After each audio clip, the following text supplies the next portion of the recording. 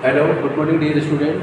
So this is our next recorded class, and this is a PDF regarding to the electromagnetic induction. As you all know, we have completed already this class, the theoretical and derivative portion in our offline class. So today we will discuss the questions related to these chapters. Especially most of the questions will be related to CBSE PYQ. Okay. So this is our CBSE syllabus regarding to unit number 4 for this chapter especially. Okay. Now first we have to discuss all the formula related to this chapter. After that we will continue the class. Okay. तो first formula जो हमारा यहाँ से होगा वो होगा Faraday's law.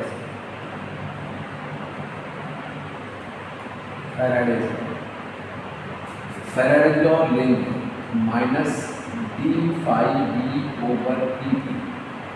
Okay. We know phi b is the magnetic flux. अगर जरूरत पड़ेगी तो phi b equal to b a और theta, और in vector form it should be b dot a b dot a. तो ये हमारे दो क्वेश्चन हो गए. यहाँ पे जहाँ जरूरत पड़ेगी इसको यूज कर लेंगे. सेकेंड फार्मूला हमारा होगा मोशनल इलेक्ट्रोमोटिव. अगर मोशनल ये electromotive force that is E equal to v L V. After that you should go towards the self induction and mutual induction. Okay. So formula for self induction is self induction.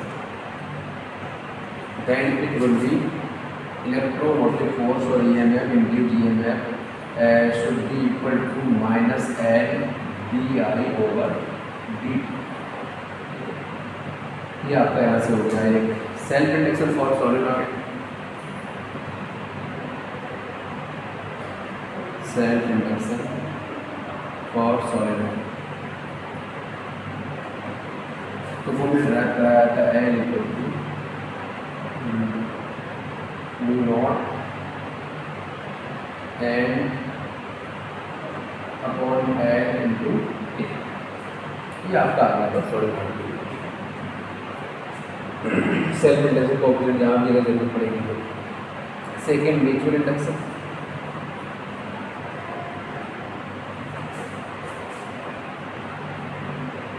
Mutual induction के लिए देख लीजिए formula जो था हमारा E two equal to a minus लगा के 1 two TI1 over T. और सॉलिनॉइड के लिए म्यूचुअल इंडक्शन है तो M12 या फिर M21 ये हो जाएगा mu naught N1 N2 A upon में N. ये आपके रिलेटेड फार्मूले हैं. इस चैप्टर में 3 फार्मूले डिस्कस कर चुके हैं क्लास में. इनकी नीड होगी, अगर 1-2 फार्मूले की नीड होगी हम लोग से डिस्कस कर लेंगे. ओके. तो ये आप नोट कर लेना क्लास स्टार्ट करने से पहले, फिर आपको समझ आएगा 1 बाय 1. ओके. इरेज हो जाएंगे. मैं जैसे इसको हटा रहा हूँ तो ये इरेज हो गया. अब स्टार्ट करते हैं first one. Section A. Section A हमारा जो रिलेटेड होगा उसमें ओनली क्वेश्चंस जो होंगे magnetic flux and Faraday's law, यानी दो ही फार्मूले यूज होंगे. Magnetic flux B dot A in other form B A cos theta, और फैराडेज लॉ और D फाई B नेगेटिव है तो देना. डिस्कस करते हैं the SI unit of magnetic flux. Magnetic flux की SI यूनिट क्या होती है हमारी नोट कराइए क्लास में. डायरेक्ट क्वेश्चन है. ये कब आया है 2020 में. और भी चीज़ें डिस्कस कर लो. टेस्ला किसकी यूनिट होती है मैग्नेटिक फ्लक्स. हेनरी किसकी यूनिट होती है L और M self induction mutual induction की. वेबर पर मीटर स्क्वायर किसकी यूनिट होती है, ये भी होती है हमारी मैग्नेटिक फील्ड की. तो फाई की यूनिट बस नहीं. कभी भी न्यूमेरिकल्स की ऑब्जेक्टिव की प्रैक्टिस करें आप, ऑब्जेक्टिव क्वेश्चन की एमसीक्यू की, तो कोशिश करो उसमें सारे ऑप्शंस आपको पता हो कौन किससे रिलेटेड है. This will be easy for you if you know all the options of one question, then you have a command on that topic specially. Okay. तो पता होना चाहिए टेस्ला मैग्नेटिक फील्ड का यूनिट होता है, weber per meter square magnetic field का unit होता है. मैग्नेटिक फील्ड का एक और यूनिट लिखा है तो 3 यूनिट होती है. तीनों पता होना चाहिए. इसका होता है हमारा weber. B option is correct. Second one देखिए न्यूमेरिकल टाइप क्वेश्चन है. अ कॉइल ऑफ 15 टर्न्स, तो नंबर ऑफ टर्न आपको दे दिए हैं 50. And area is also given 4 10⁻³ meter square. Is head with the plane perpendicular to the magnetic field, magnetic field perpendicular है। ये है आपका मैग्नेटिक फील्ड कितना है 0.4 टेस्ला। मैग्नेटिक फ्लक्स निकालना, थीटा आपको इसमें 0 दिया है चलाने से, फ्लक्स का फार्मूला हो जाएगा फाई बी इक्वल टू क्या होता है B A cos theta but यार नंबर ऑफ टर्म देखिए तो मल्टीप्लाई करें 50 0.4 एरिया है 4 10 टू द पावर -3 और cos 0 की वैल्यू होगी पॉइंट टाइम एक 0 एंड 10 इससे चला गया 4 4 का 16 16 था जा 16 था जा 80 10 टू द पावर -3 ये का कई ऑप्शन है ठीक है। तो इसमें हमारा हो जाएगा फाई बी इक्वल टू एक पावर पॉजिटिव है 3 नेगेटिव है then it should be 8 × 10 to the power -2 8 × 10 to the power -2। Easy question हैं, आपको क्वेश्चंस में कमांड दो यहाँ परपेंडिकुलर देख के थीटा 90 ना समझ रहे हैं आप, ठीक है। थीटा होता है वो कॉइल का जो एरिया होता है परपेंडिकुलर होता है ऐसे, इसको मैं जरा समझा भी दूँ तो बहुत सारे बच्चों को डाउट आता है ये समझ आता है सपोर्ट कर लीजिए आपका मैग्नेटिक फील्ड कैसा है इन बार अंदर, इसमें मैंने क्या रखी तो परपेंडिकुलर रखी है बट इसका जो एरिया होगा वो डाउन आउटवर्ड या फिर इनवर्ड होगा, इनवर्ड ले लें तो थीटा 0 हो जाएगा दोनों की इनवर्ड, ठीक है क्लियर हो गया। अगर ये पैरेलल रख देते हैं तो एंगल 0 होगा वो सॉरी 90 होगा, तो इसमें डाउट नहीं होना चाहिए कभी। आगे बढ़ते हैं question number 3। Question number the magnetic flux linked with a coil, किसी कॉइल के साथ चेंज होता है from this value to this value. तो पहली जो इनिशियल वैल्यू आपको गिवन है वो कितनी गिवन है 5 × 12 × 10 to the power -3 weber. Final value second given है 4 10 टू द पावर -3 वेबर। कितनी चेंज हो रहा है, टाइम कितना गिवन है, कितने टाइम में ये काम हो रहा है 0.12 से। The magnitude of induce EMF, magnitude word का यूज करने का मतलब है कि वो नेगेटिव साइन हटवाना चाहता है बस, ठीक है। फैराडे का कोई फार्मूला नहीं, तो एम क्या होता है आपका delta phi B over delta minus हटा देते हैं क्योंकि वो मैग्नीट्यूड मांगा तो केवल प्लस नोट करेंगे। फाई बी मतलब क्या change in flux that is 5 2 -5 put the value of 5 2 that is 4 10 to the power -3 value of 5 × 12 10 to the power -3 and decrease हो रहा है फ्लक्स यहाँ पर हमारा और डेल्टा टू 0.2 फिर हटाओ 12 जब पावर्स जब भी सेम होगी नंबर को बढ़ा सकते हैं 12 में से 4 हटा सकते हैं तो -1 -3 अपॉन 0.2। ये तभी मुमकिन है जब आपकी पावर सेम हो 10 की, ठीक है, अदरवाइज सेम करनी पड़ेगी पॉइंट का और 0 2 बन गया 2 4 then it should be magnitude लेना नेगेटिव साइन को हटा सकते हैं 4 10 जा 40 10 to the power -3 sign minus ले लो अपना आंसर आना बन रहा है प्लस का पावर 3 या माइनस का then it should be 4 10 to the power -3 volt EMF या वोल्टेज से बताओ 4 × 10 टू द पावर -2 सॉरी ये बचेगा और ये भी आंसर मैच नहीं कर रहा है तो और काम करते हैं 4 10 टू द पावर -2। तो जब भी अगर पॉइंट यहाँ इस साइड आप पॉइंट लाते हैं तो प्लस की पावर होती है, देखिए इट शुड बी 0.04 प्लस की 2 पावर बढ़ जाएगी ऐसा करने से माइनस की ऑलरेडी मौजूद है ये हट जाएगा तो बचेगा 0.04। बेसिक मैथ नहीं बताया मैंने, ये discuss a lot of times this concept है ना टू इंक्रीज और डिक्रीज द पावर ऑफ 10। इसी तरह आपका हो गया ये भी आया है 2019 ओके।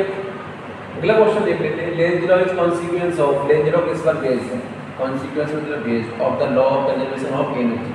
डिटेल में डिस्कस किया था कैसे बेस्ड है ये, है ना।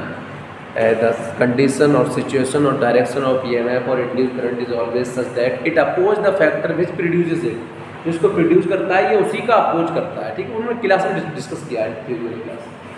तो एनर्जी कंजर्वेशन पर बेस्ड है। आगे बढ़ते हैं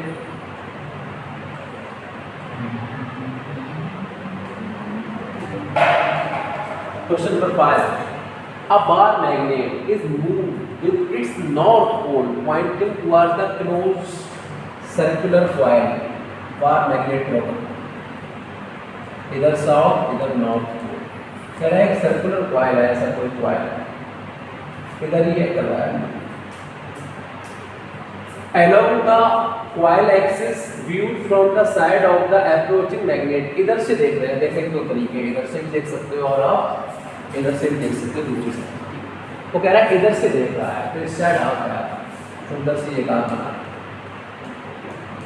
अब देख रहा है इधर से, ठीक हो गया।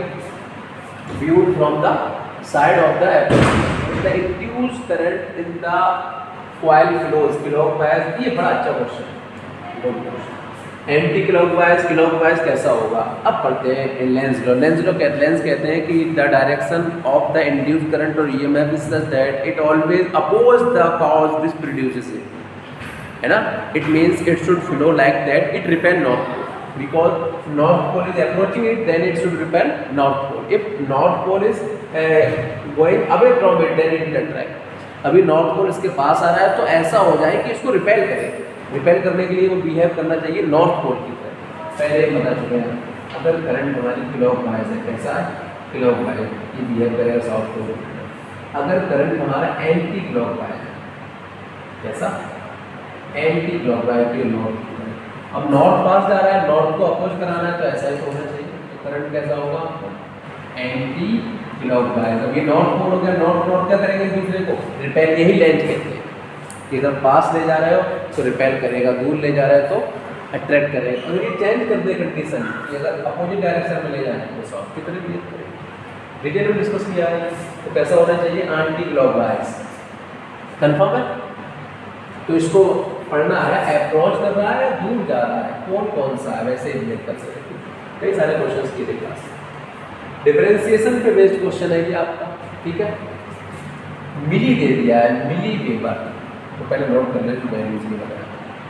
फाइव जो आपकी गिवन है वो गिवन है 3t² प्लस 2t मिली वेबर। किस टाइम में मांग रहा है, तो t = 2 सेकेंड में कर देते हैं डिफरेंस। क्या था फार्मूला, d/5v/dt, तो -d/dt, please put the value of 5 that is 3t² plus 2। We have discussed the number of time concept of basic differentiation और integration, है ना, from 11th to 12th। Specially मैंने 12th स्टार्ट करने से पहले, even 11th start करने से पहले एक बेसिक मैथमेटिक्स का क्लास में लिया था, जिसमें differentiation, integration, basic trigonometry discuss किया था, जिससे ये प्रॉब्लम यहाँ ना आए। तो ठीक है, तो आसान है ये आपके लिए। अगर आपको आता है, नहीं आता तो किसी के लिए आसान नहीं है। 3 आगे आ जाएगा, माइनस को ला रहे हैं, डिफ्रेंशिएट करेंगे आप t² t का पावर, प्लस 2 आगे आ जाएगा, डिफ्रेंशिएट करेंगे आप t को, डिस्ट्रीब्यूटिव लॉ, तो माइनस ऐसा ही 3 ऐसा ही, पावर आगे आता है तो it will be 2t, t का 1 होता है, t होगा, तो क्या आ गया आपका यहाँ से माइनस का 3 × 2 = 6t प्लस 2। ये जनरल वोल्टेज आपका वैल्यू आ गई है आपकी। तो इंड्यूस ईएमएफ का टाइम से रिलेशन आ गया है, माइनस का 6t प्लस 2। अब एक स्पेसिफिक टाइम मांगा है आपसे, क्या कह रहा है, at t = 2 second to the value of t -6 × 2 प्लस 2, then 56 to the 12, 12 to 40, 14 volt. ये बस डायरेक्ट समझाते हैं, इसका कोई जरूरी नहीं। तो ऑप्शन हो जाए 14 मिली वोल्ट, क्योंकि मिली वेबर होता है, 14 मिली कन्वर्ट करने की जरूरत इसलिए नहीं करती, ऑप्शन 15 मिली। डिफरेंशिएशन का बेसिक कॉन्सेप्ट आता है तो हो जाएगा, नहीं होता तो लर्न करें आप, अगेन सीखें। असर से रीजन टाइप क्वेश्चन है, मोस्ट कॉन्सेप्चुअल क्वेश्चन, कॉन्सेप्ट अच्छे हो जाएंगे, अदरवाइज कॉन्सेप्ट अच्छे कर लो। The magnetic flux through a plane loop had its plane parallel to the uniform magnetic field 0। मतलब समझिए, आप कह रहा है कि ये आपका कोई मैग्नेटिक फील्ड था। अब आपने जो कॉइल रखा है उसको ऐसे रखा, मैग्नेटिक फील्ड आ रही है ऐसे अंदर की तरफ है, आपने कैसा रखा है ऐसे, कोई भी फील्ड लाइन इस प्लेन से पास नहीं होगी, क्योंकि बीच का एंगल कितना हो जाएगा, 90 हो जाएगा। 99 तो हो जाएगा प्लस का formula B A cos 90, cos 90 zero होता है। असर्शन करेक्ट है, रीजन देखते हैं। For a plane parallel to B the angle between the area and normal vector is 90 degree, reason भी सही है, बोथ आर करेक्ट, तो ऑप्शन ये शुड बी करेक्ट। ठीक है, इजी दे दिया काफी। सेकंड देखिए, असर्शन है the negative sign in the Faraday's law represent range law, बिल्कुल बात ठीक है। नेगेटिव साइन का मतलब यह है कि अपोजिट होगी, इंड्यूस ईएमएफ कैसा होगा, अपोज करेगा, जो पहले से ईएमएफ एग्जिस्ट करता है या जो आप करना चाहते हैं। The negative sign indicate that induce EMF always oppose the change in the magnetic flux. दोनों बातें आसान आसान हो गया। This section C state Faraday's law of electromagnetic induction. डेट यहाँ पढ़ी नहीं है, बहुत सारी डेट होनी चाहिए, बहुत बार ये आ चुका है, ऐसे कई सारी डेट पढ़ी होनी चाहिए, तो बहुत ही जरूरी है ये फैराडेज लॉ। अब इसमें जो एक्स्ट्रा पार्ट जुड़ के आता है, explain how Lenz law is the consequence of energy conservation और is based on the energy conservation, how, ये भी एक्सप्लेन करना होगा। ठीक है, बेहतरीन क्वेश्चन है, बट इसका जो पार्ट क्लास में कराया गया उसको भी देखिए। सेकंड वाला देखिए, द मैग्नेटिक फ्लक्स लिंक, इससे इतना हो जाता है कितने सेकंड में, 2 सेकंड में। फार्मूला वही E ∅2 ∅1 whole divided 0.04 0.10 upon 2 and it should be 0.04। आप देख लें, 10 यहाँ लिख लें, 0.04 यहाँ लिख लें, सब्ट्रैक्ट करा दें तो बचेगा 10/6, तो बच जाएगा माइनस का 0.06, then it should be minus 0.06 upon 2, it would be 0.03 volt हो गया। ओके, इजी क्वेश्चन है, बोर्ड में बहुत ज़्यादा टफ नहीं आते हैं, बट बेसिक्स अगर नहीं आते हैं तो बोर्ड आपके लिए टफ होगा। वो क्वेश्चन जो हमारा पसंदीदा है, why is Lenz law regarding as consequence of the law of conservation of energy, क्यों इसको कंजर्वेशन ऑफ एनर्जी कहते हैं। Explain briefly with example, briefly explain करें विद एक एग्जांपल। करते हैं एग्जांपल ले लेते हैं। सपोज यहाँ एक आपका सर्किट है, अगर कोई इलेक्ट्रिक सर्किट है और उससे कनेक्ट है एक एंटीमीटर, आप इसकी तरफ नॉर्थ पोल डाल रहे हैं, ये साउथ। एक बात तो कंफर्म है कि नॉर्थ पोल जब भी इसको अप्रोच करेगा, आपका जो लूप है उसमें करंट या वोल्टेज डेवलप होगा, इंड्यूस होगा। This is the basic concept of Faraday's law. Clear हो गया। अब वो क्लॉकवाइज भी हो सकता है और कैसा हो सकता है, एंटी क्लॉकवाइज। अगर यहाँ एंटी क्लॉकवाइज होता है तो ये बिहेव करेगा नॉर्थ पोल की तरह और इसको अपोज करेगा। क्या करेगा, अपोज। फिर आपको इसको पास ले जाने में मशक्कत मेहनत करनी पड़ेगी, वर्क करना पड़ेगा, वो वर्क ही कन्वर्ट हो जाएगा इलेक्ट्रिकल एनर्जी में। ठीक है, you know the basic principle of conservation of energy in whole universe, it is valid for the universe. Nowadays in presence of modern physics, this principle can be stated that the conservation of mass plus energy, okay, nuclear energy आने के बाद ये हो गया है। तो energy कभी भी लूज नहीं होगी बट कन्वर्ट होगी। इसका मतलब कि हम फालतू कहीं जनरेट नहीं कर सकते। तो मैग्नेट को पास ले जाने में हमें इलेक्ट्रिसिटी जनरेट हो जाती है, उससे इंड्यूस हो जाती है, तो एक एनर्जी लॉस करनी पड़ेगी, वो मैकेनिकल एनर्जी होती है। तो इसको पास ले जाने में जो आप मेहनत करते हैं, वर्क करते हैं, मैकेनिकल वर्क करते हैं, जनरेटर को रोटेट कराने में मैकेनिकल वर्क करते हैं फ्लूइड एनर्जी से, उससे इलेक्ट्रिकल एनर्जी होती है। तो फैराडे लॉ के अकॉर्डिंग कैसा प्रोड्यूस होना चाहिए, नॉर्थ पोल। बट इसको उल्टा करके देख लेते हैं, हम मान लेते हैं कि ये उल्टा है, वो अपोज नहीं कर रहा है, वो तो भाई सपोर्ट कर रहा है और साउथ पोल की तरह भी होता है। कैसे, क्लॉकवाइज करें तो फिर तुम्हें वर्क करने की जरूरत नहीं है। कौन सा पोल, साउथ, ये कौन सा, नॉर्थ। तो क्या इसको पास ले जाने की जरूरत है, अंतर को तो अट्रैक्ट करेगा। क्या करेगा, अट्रैक्ट। और आप दूर ले जाओगे तब भी अट्रैक्ट करेगा, वो डायरेक्शन बदल के। तो ये फ्री में हो गया। आपने एक सर्किट लिया, एक मैग्नेट लिया, रख दिया, वो खुद ही पास जा रहा है, खुद ही दूर जा रहा है, बैठे हुए हैं, करंट चल रही है, जनरेटर में कोई ज़रूरत ही नहीं फ्यूल वगैरह डालने की, ऐसे ही काम होता जा रहा है। अब ये है violence of it wallet of conservation of energy. मतलब आप बिना कुछ किए इलेक्ट्रिसिटी ऑब्टेन कर रहे हैं, स्कूल घर सब में जनरेटर चल रहा है और जनरेटर में फ्यूल की ज़रूरत भी नहीं है। आया समझ, तो ये वॉयलेट कर देगा फिर। ठीक, तो अब ये बात आप लिख सकते हैं in the Faraday's law, according to Lenz law, when we apply a energy or work done, then it will be converted into the electrical energy in form of induced EMF or current. Okay. On the other hand, if we taken condition which is just opposite to the Lenz law, then it should not possible practically. ये language आप लिख सकते हैं, notes में पूरा लिखाया हुआ है, ठीक है। बाकी वर्ड अपने होते हैं, फिजिक्स में कोई वर्ड की बाउंडेशन नहीं है, अपने वर्ड में आप ले सकते हैं। रेक्टेंगुलर कॉइल ऑफ अच्छा क्वेश्चन दे दिया है, फिर से देखो एरिया कितना के बना है इसका 0.20 मीटर स्क्वायर। प्लेन परपेंडिकुलर दे दिया, थीटा 0 ये अजीब है, परपेंडिकुलर 90 होता है बट यहाँ 0 हो समझा चुके हैं। कहाँ से इतनी टेस्ला से इतने टेस्ला, यानी बी चेंज हो रहा है, तो कितना हो रहा है चेंज लिख देना 0.35 डेल्टा बी अगर जरूरत पड़े तो -0.10 ये चेंज हो रहा है किसी मैग्नेटिक फील्ड। टाइम दे दिया है कितना, ये कितना केवल है 5 सेकंड। तो कह रहा है इंड्यूस ईएमएफ निकालो, जब वोल्टेज निकल आएगा तो करंट तो निकल ही जाएगी, निकालते हैं इंड्यूस ईएमएफ ज्ञान कर लेते हैं। तो E इक्वल टू आपका होता है डी फाई डी टी और फाई। अब फाई में होते हैं आपके 3 फैक्टर, देयर आर 3 फैक्टर्स, क्या बी ए कॉस जो है 0 दिया है। तो एरिया चेंज नहीं हो रहा है, जो चेंज नहीं होता है कॉन्स्टेंट होता है, तो ये आ गया बाहर, तो ये बचेगा d B over d t और कॉस 0 की वैल्यू 1 एरिया कितना जाएगा 0.2 टी ओवर डी टी। ऊपर नीचे टी लिख लो, ऊपर चेंज लिख लो मैग्नेटिक, तो कितना चेंज हो रहा है उसकी डायरेक्ट वैल्यू देखो 0.35 -10 अपॉन में टाइम गिवन है आपका 5। तो यहाँ शायद नीचे की तरफ देखें ना, तो यहाँ देख लेते हैं कितना निकालें E इक्वल टू 0.25 अपॉन 5।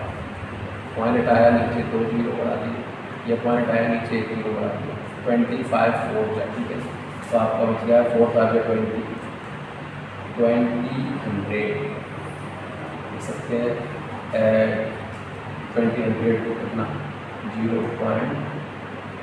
0.005